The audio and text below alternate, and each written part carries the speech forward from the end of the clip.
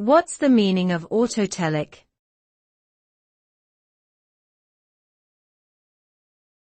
Autotelic.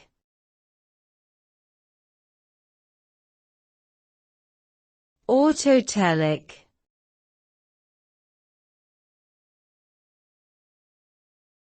Autotelic.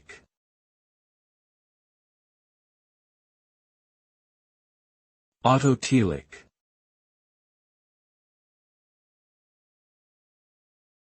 The term autotelic refers to something that is self-contained and requires no external validation or incentive. It is often used to describe an activity that is undertaken purely for its own sake, rather than for any external reward. In other words, the activity itself is the reward. This can include activities such as playing a musical instrument, solving a puzzle, or engaging in sports.